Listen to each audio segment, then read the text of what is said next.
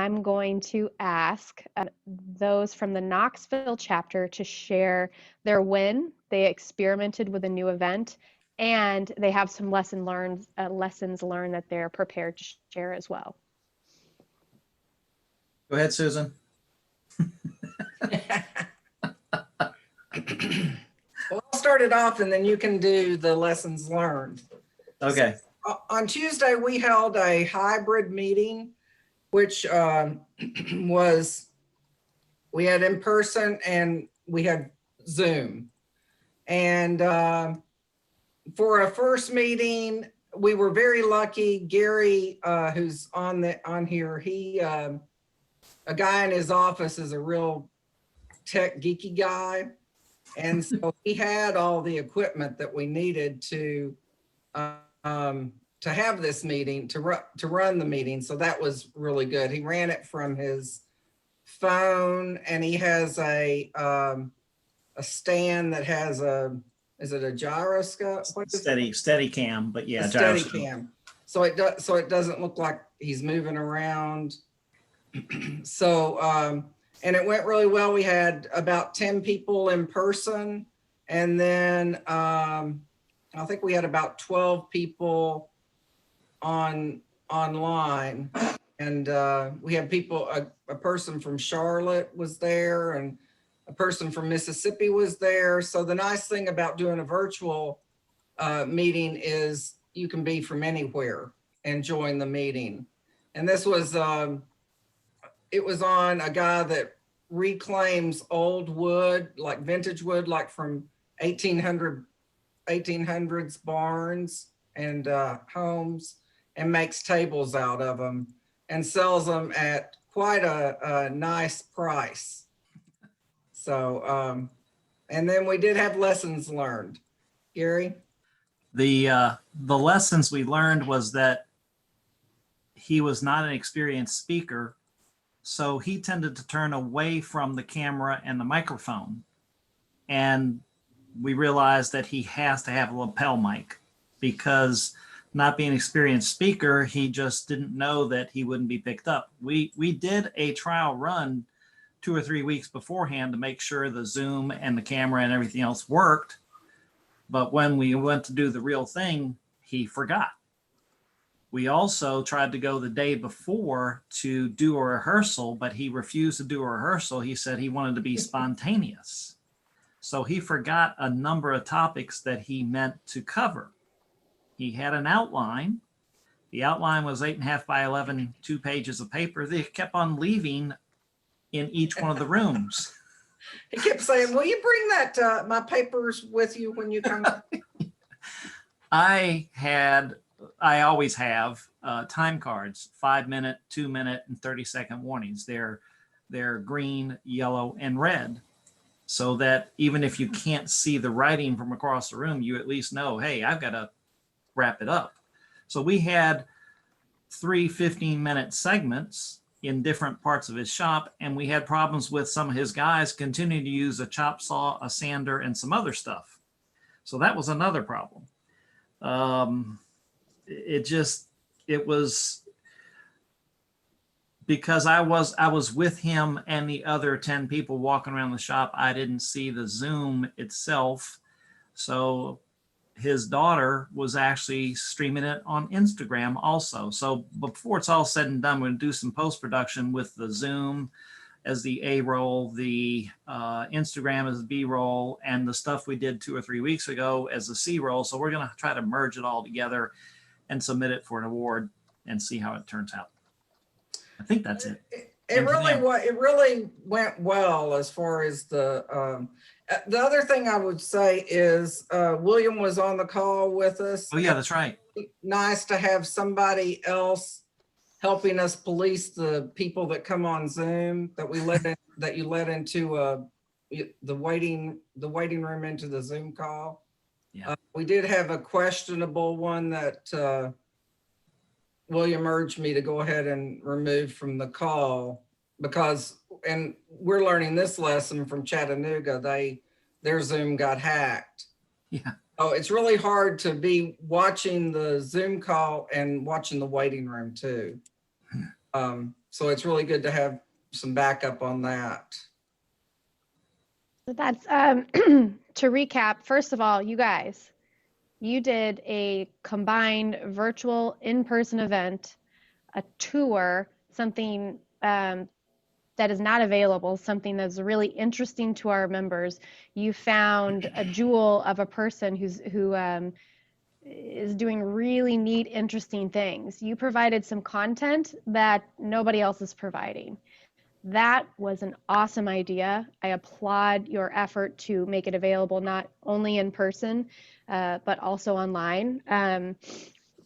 It sounds like those lessons learned are going to take you far into the future. And in fact, some of those things you talked about, I think Matt Fox, when he gives us his mini lesson, is going to underscore a little bit as well. But as a recap, sounds like setting some expectations with speakers, especially when it's live and being recorded, and making sure they understand the expectations. If there's going to be a presentation, we have to do a run through and, giving them some tips and tricks. There's only so much you can do with speakers. I'm sure everybody has on this call, you're all very experienced volunteers. So you've experienced that speaker who has a mind of their own and in spite of the direction given is still going to go their own direction.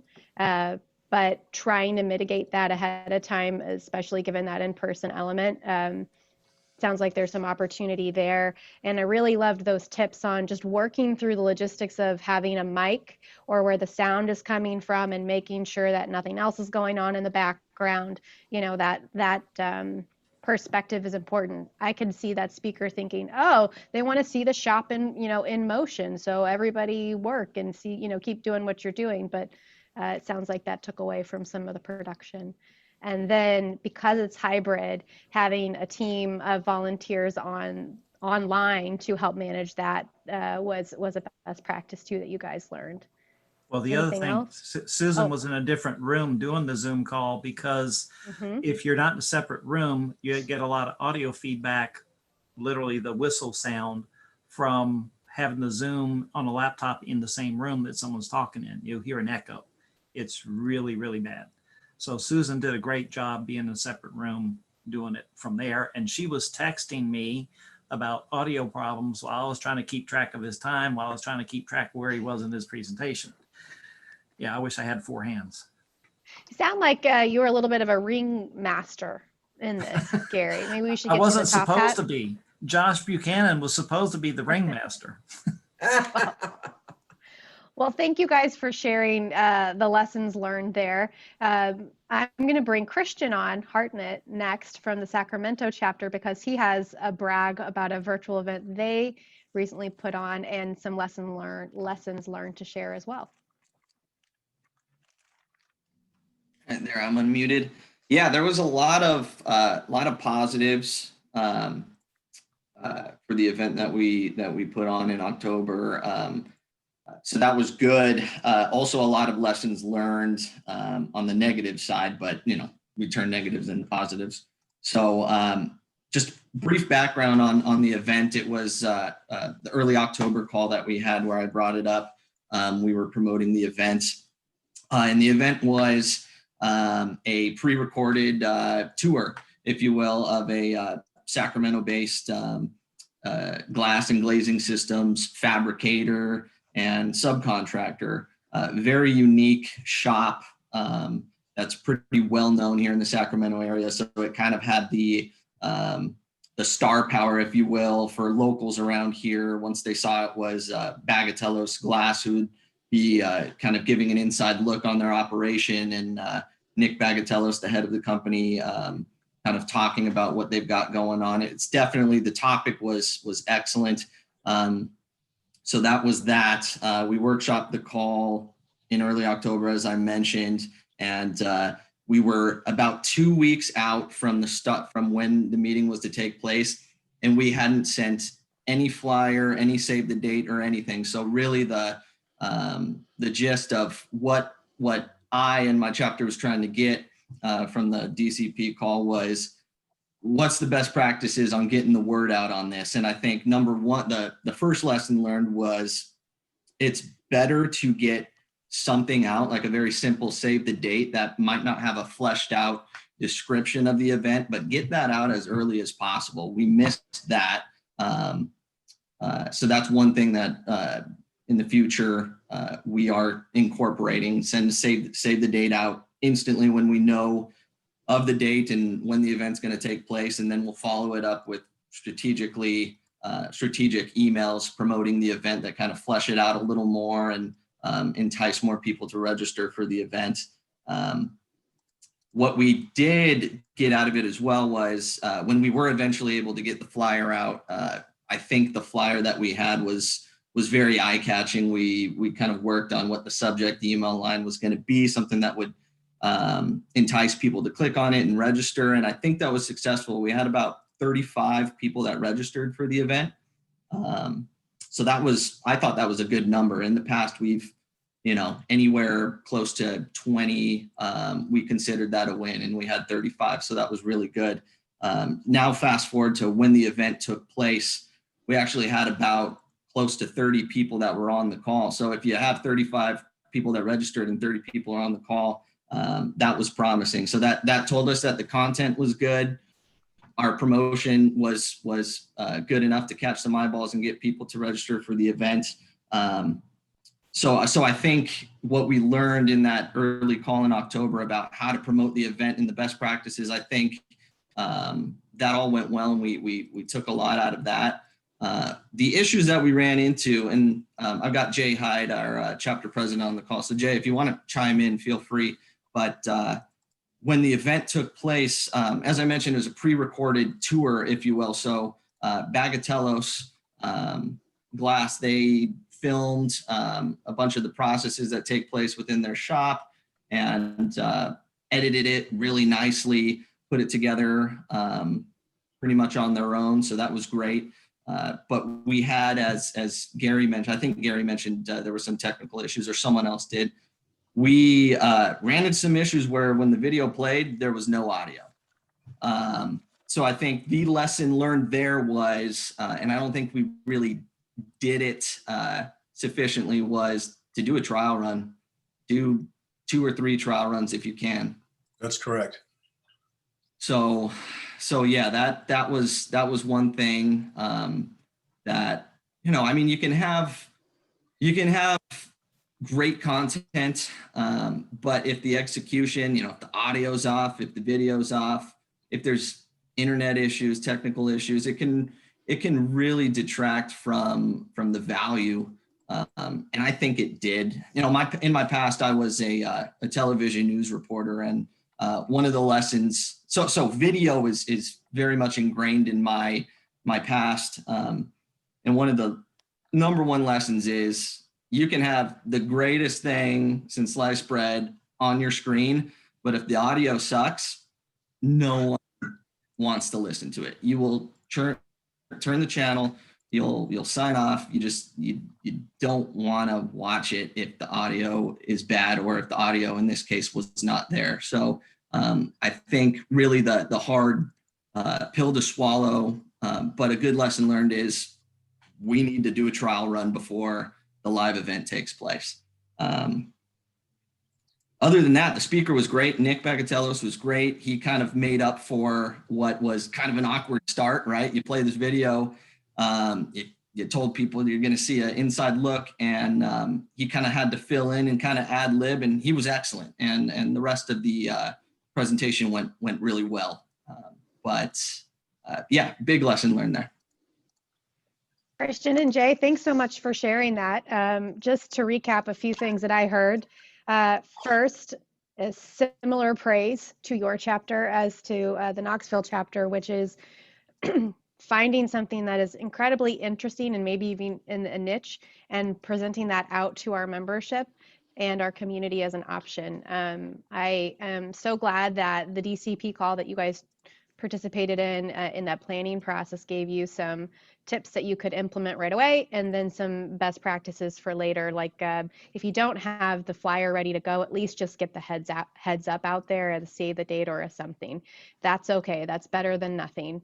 And the fact that you guys increased by about 10 participants in spite of the, not getting a word out really, with a lot of lead time, I think speaks to, you're right, the content, but also the power of the promotion and the power of people wanting to attend dramatically different and engaging events. So great to you. And that's, I think, one of the challenges with virtual events is finding those items that are now on your punch list that are must-dos, like doing the run-throughs, that may not have been something to consider when you're preparing for those in-person events. That that would have been a nice to have in other situations, but highlighting that as a must-have now on the punch list is a good lesson learned. Can I add one more thing, Liz? Sure. There was one question I had on that call in October about, how often should we be sending the flyer? Obviously there's a save the date, there's another email blast that kind of catches their attention, fleshes it out as far as what the presentation is going to be about. And then I asked, what about, the day before or the day of? And there was some suggestions on the call to kind of change the headline a little bit, or the subject line of the email, to something that kind of catches their attention, to the effect of don't miss out, or, make sure you register, or, we'll see you tomorrow, or something like that. We sent some strategic email blasts out, the day before. And I think each one that we sent out, we got more registrants. So I think that was a good suggestion, to not just leave it to one flyer, to kind of give a reminder the day of and maybe the day before. That's great. Thanks for sharing that too. So those who are taking notes, write that down on your punch list as well. So as a transition and the mini lesson, the middle part of our call, we're going to hear a few more tips and tricks about